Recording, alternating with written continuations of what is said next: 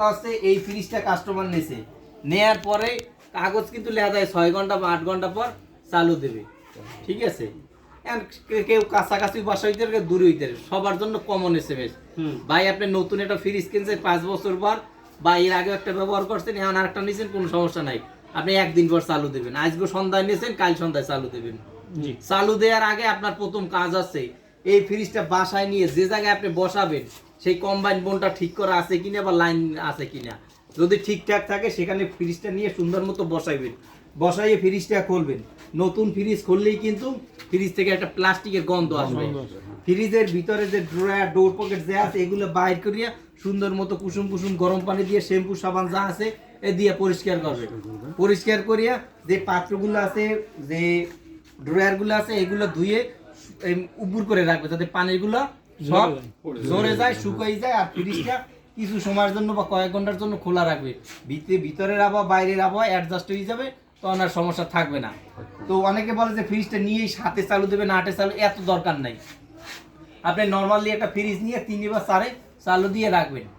চালু দিয়েই অনেক মানুষ কি করে, যে খাবার লোড দিয়ে দিচ্ছে। খাবার লোড দেওয়া যাবে না, কোনো প্রকারই খাবার লোড দেওয়া যাবে না। আপনি একটা ইলেকট্রনিক্স প্রোডাক্ট ট্রাই করছেন, প্রোডাক্ট ভালো না খারাপ কে জানে, আমি পরীক্ষা করে নেব। আমার মাছ কিনে নিয়ে রাখিয়া নষ্ট করার কোনো দরকার নাই। আপনি কি করবেন, নর্মালি 1 বোতল পানি দিলেন, এখানে ডিবে যদি 3টা ড্রয়ার থাকে 3 বোতল পানি রাখলেন। হ্যাঁ, আর যদি মনে চায় যে কোনো খাবার রাখবেন, একবারেই মনে চায়, তাহলে আপনি হালকা জাতীয় একটা ফল রাখতে পারেন, 4টা ফল রাখতে পারেন। নরমালি ডিবে কোনো কিছু না, পানি বুঝতে পারেন না, পানি ছাড়া কোনো কিছু দিয়ে রাখা দরকার নাই। যদি চান আপনি কোনো লেবু টেবু কাইটে রাখবেন, নরমালি রাখতে পারেন, এতে গ্রান্ডা ছড়াই যাবে। বুঝতে পারছেন, এটা ভালো, এটা খারাপ কিছু না। তারপর কি হলো, আপনি মনে করেন 5 ঘন্টা 6 ঘন্টা চললি আপনাদের টের পাই যাবেন, নতুন ফ্রিজ তো, বা 7-8 ঘন্টা চললি দেখবেন হ্যাঁ রাখছিলাম বরফ ঠান্ডা হয়ে গেল, পানি বরফ হয়ে যাচ্ছে। হ্যাঁ, তারপর আপনি খাবার আস্তে আস্তে লোড করবেন। ফ্রিজে খাবার লোড করার নিয়মিত আপনি যত বড় ফ্রিজে কিনেন না কেন, পৃথিবী জোড়াও যদি একটা ফ্রিজ করেন, তাও খাবার লোড দিতে হবে আস্তে আস্তে, একবারে লোড দেওয়া যাবে না। তাহলে কম্প্রেসার উপরে চাপ পড়বে, কম্প্রেসার উপরে চাপ পড়বে। আপনি নতুন একটা ফ্রিজ কিনে অনেক মানুষ কি করে, মাংস ঢুকাই দেয়, যেমন কোরবানির সময় মাংস মনে করেন এইভাবে তো রাখছে, এইভাবে পড়ে যায়, ডোর খুললে আসছে পড়ে যায়, তাও মাংস রাখতেছি তো রাখতেছি। বুঝতে পারছেন তো, এই জিনিস কিন্তু ঠিক না। কারণ এতে কি সমস্যা হবে, অর্থাৎ নিচের যে মাংস আছে এটা সব পচে যাবে, একটা মাংস ভালো থাকবে না। উপরে যেগুলো থাকবে যে হালকা হালকা ঠান্ডা হয়েছে মনে করবে ঠিক আছে, কিন্তু নিচে কিন্তু ঠিক নেই, গরম হয়ে গেছে। হ্যাঁ, আপনি 20 কেজি মাংস থাকলে আপনি 5 কেজি রাখেন, 7 কেজি রাখেন, আলাদা আলাদা করে, আবার আধা 1 ঘন্টা পর আবার 5 কেজি রাখেন, তাহলে দেখবেন যে কোনো সমস্যা নেই। হ্যাঁ, কিন্তু যদি এইভাবে কেউ খাবার রাখে তাতে কিন্তু তার সমস্যা আসবে। এবং যখনই যে কোনো কাস্টমার পয়েন্টে আপনি যদি যান, যাওয়ার সাথে সাথে যে প্রোডাক্টেরই যান, তার প্রাথমিক কিছু ট্রিটমেন্ট বা জ্ঞান শিক্ষা দিয়ে আসতে হবে। যেমন এই নর্মাল যে কাস্টমার তার ফ্রিজটা এখানে ব্যবহার করে, শাক সবজি রাখে, হ্যাঁ, আর এখানে যেহেতু গামাইলে শাক সবজি পাতা বা ময়লা কোনো এই জায়গায় শ্যাওলা জমাই যাবে, পানি যাই দিতে একটা শ্যাওলা যাবে, এই ছিদ্রটা বন্ধ হয়ে যাবে। কাস্টমারের বলতে হবে যে এই ছিদ্রটা খেয়াল রাখতে হবে। 15 দিন 1 মাস 1.5 মাস পর পর দেখবেন যে এখানে কিছু জমাইছে কিনা, পানিটা ঠিক মতো যাচ্ছে কিনা। যদি না যায়, এই ছিদ্রের মুখে যদি পানি জমাই থাকে, যেটা শলা জাতীয় বা কোনো গুণা জাতীয় কোনো কিছু দিয়ে পরিষ্কার করে দিবেন। আর যদি চান যে ভিতরেও, তাহলে তো এরকম অবস্থা হইতে পারে, তাহলে একটু কুসুম কুসুম গরম পানি করে অল্প হাফ কাপের মতো, এটা হলে প্রাথমিক ট্রিটমেন্ট তাকে দিয়ে আসতে হবে, যে আপনার এইটা পরিষ্কার করতে হবে। তাহলে কি হবে, কোনোদিন আর ড্রেন লাইন সমস্যার জন্য আপনার যাওয়া লাগবে না, কোনোদিনই যাওয়া লাগবে না। ফ্রিজ কয় মাস পর পর, প্রতি মাসেই ফ্রিজ কাস্টমার পরিষ্কার করবে। এটা একটা ফ্রিজ, এটা কোনো নষ্ট কোনো প্রোডাক্ট না, এটা খারাপ কোনো জিনিসটা 50,000 60,000 টাকা দিয়ে কিনছে। ফ্রিজ পরিষ্কার করার আপনাকে নিয়ম আমি বলে দিচ্ছি। কাস্টমার কুসুম কুসুম গরম পানি প্রথমে করে নেবে, ঠিক আছে? কুসুম কুসুম গরম পানি ছাড়া কিন্তু ফ্রিজ পরিষ্কার করা যাবে না। ফ্রিজ পরিষ্কার করার পূর্বে ফ্রিজের প্লাগটা যে জায়গায় আছে ওই প্লাগ বন্ধ করার আগে থার্মোস্ট্যাটটা, যে কোনো সময় যদি আপনি ফ্রিজ বন্ধ করেন, সর্বপ্রথম এখান থেকে থার্মোস্ট্যাটটা বন্ধ করবেন, থার্মোস্ট্যাট সুইচটা বন্ধ করে দিলেন। তারপর আপনার নিয়ম আছে যে বোর্ড, যে কম্বাইন্ড বোর্ড, এই সুইচটা বন্ধ করা। তারপর নিয়ম আছে আপনার ওই প্লাগটা খুলে ফেলা, ওপেন করা।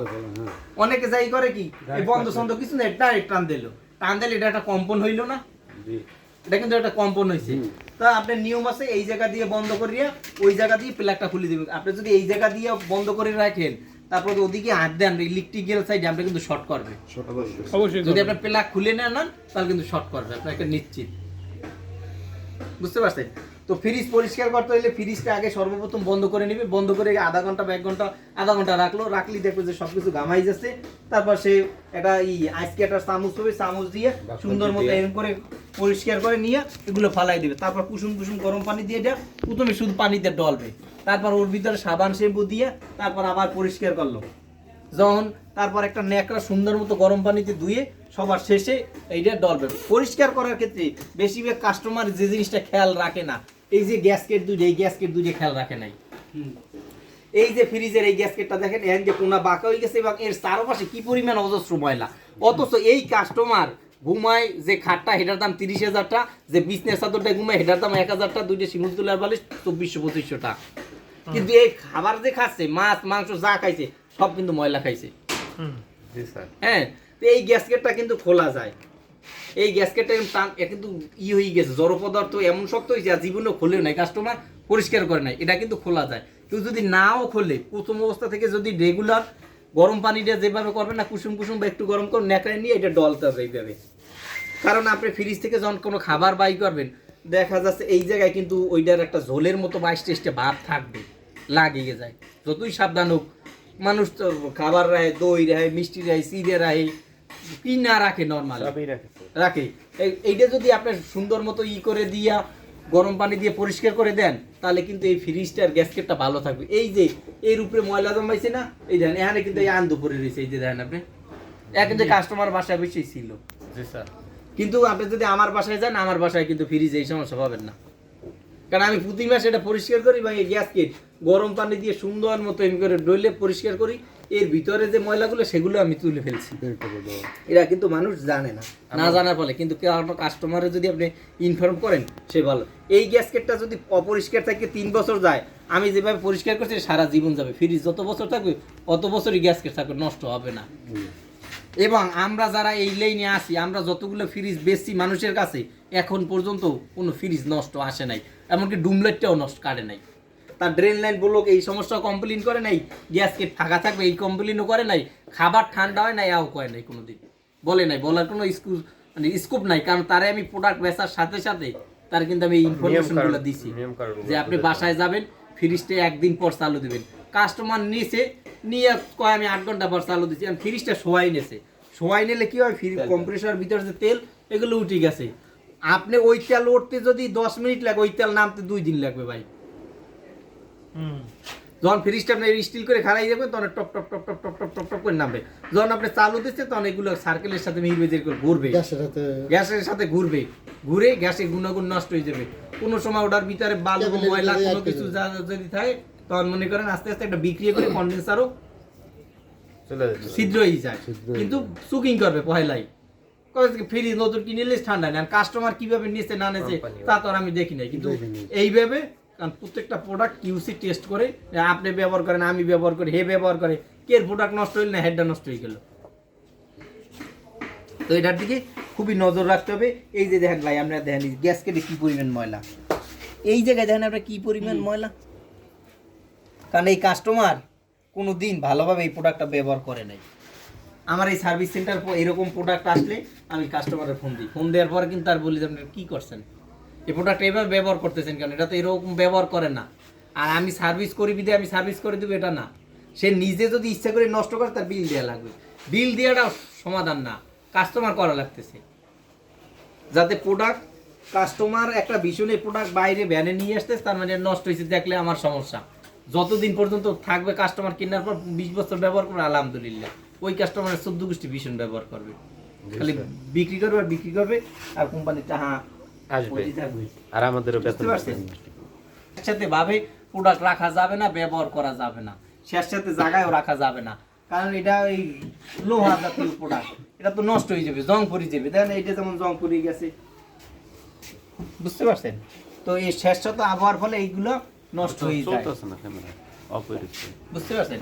এবং এই ফ্রিজটা যেখানে কাস্টমার বসাইবে, যে ওয়ালে সেই ওয়াল থেকে ফ্রিজের একটা নির্দিষ্ট দূরত্ব গ্যাপ থাকতে হবে, গ্যাপ থাকতে হবে। লাগাই দেওয়া যাবে না, কারণ ওই কম্প্রেসরটা কিন্তু গরম আছে, তার কিন্তু তাপমাত্রা ছড়াচ্ছে, ওই তাপমাত্রায় যদি ঠিকভাবে বের না হইতে পারে তার ওভারহেড হয়ে এটা সিজ হয়ে যাবে।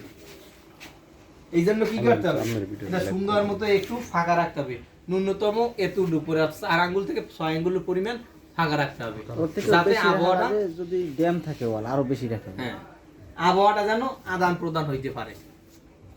বুঝতে পারছেন?